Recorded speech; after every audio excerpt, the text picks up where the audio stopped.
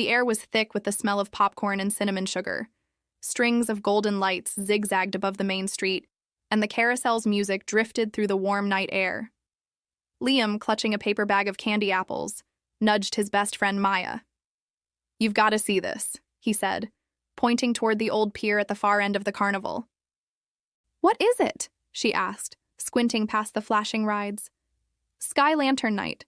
My grandmother used to say that if you send a lantern out over the lake with a secret wish, it might not come back, unless something or someone answers it." Maya rolled her eyes, but she smiled. "Sounds like something your grandma made up so you'd go to bed early." By the time they reached the pier, most of the crowd was gathered around the railing, holding paper lanterns painted with stars and swirls. The lake was dark and still, reflecting the lights like a giant mirror. An elderly man with a crooked bow tie handed them each a lantern. "Light it. Whisper your wish, and let it go," he said with a wink. Maya lit hers first, the flame trembling inside the paper shell. "Okay," she whispered so softly Liam couldn't hear. She pushed it upward, and the lantern began to float, rising slowly into the sky. Liam hesitated. He didn't want to wish for something ordinary. Closing his eyes, he whispered, "I wish for something impossible. Something that changes everything." The moment he let go, the air shifted. The wind died. The sound of the carnival behind them faded to nothing. Liam opened his eyes to see his lantern had stopped midair, glowing brighter than the others. Maya?" he said. Her lantern was still rising normally, but she followed his gaze to the frozen one. "That's not normal." Without warning, Liam's lantern dropped straight into the lake, but instead of sinking, it burst into hundreds of tiny golden fish made of light, darting across the water. They swirled together, forming the shape of a doorway, shimmering, translucent, and waiting. "Do we go in?" Liam asked. "You're kidding, right? That is either the start of the coolest adventure ever or the start of a bad horror movie," Maya said. But Liam was already stepping toward it. The moment his foot touched the glowing water, it felt like warm glass. Maya sighed and followed. They stumbled into a place that looked like the inside of the night sky.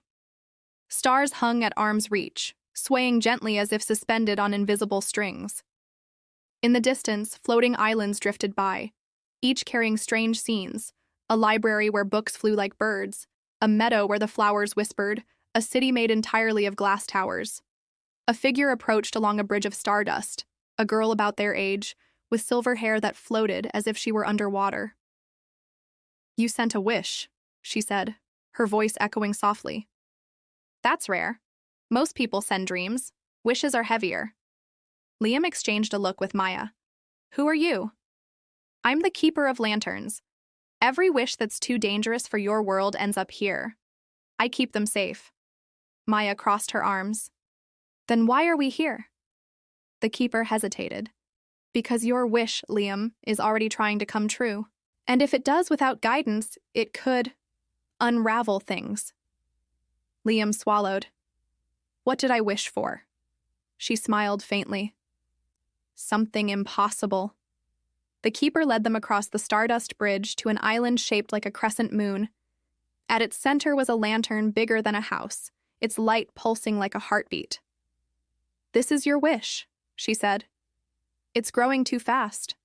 If it breaks free, it will spill into your world and change it in ways you can't imagine." "What do we do?" Maya asked. "You have two choices," the keeper replied. "Release it safely, which means letting it go forever, or step inside and see it come true, knowing you can't return the same." Liam stared at the massive lantern. Images flickered across its glowing surface. His family laughing together, flying through the clouds, meeting people from other worlds. It was everything he had secretly wanted. Maya touched his shoulder. "It's tempting. But what if this place is only showing you what you want to see?" He turned to the keeper.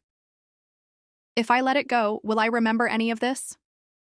"No," she said softly, "but the world will be safer." The air was thick with silence. Finally, Liam stepped forward, placed his hands on the lantern, and whispered, "Thank you, but I think I have to let you go." The light flared, then burst upward in a column of gold, scattering into countless tiny lanterns that drifted away into the stars. The world around them began to fade. They were back on the pier, the sounds of the carnival returning all at once. Maya's lantern was now just a faint glow in the distance. Liam frowned. We did something important, didn't we? Maya smiled. Yeah, I think we did. Somewhere over the lake, a single golden fish leapt from the water and vanished into the night.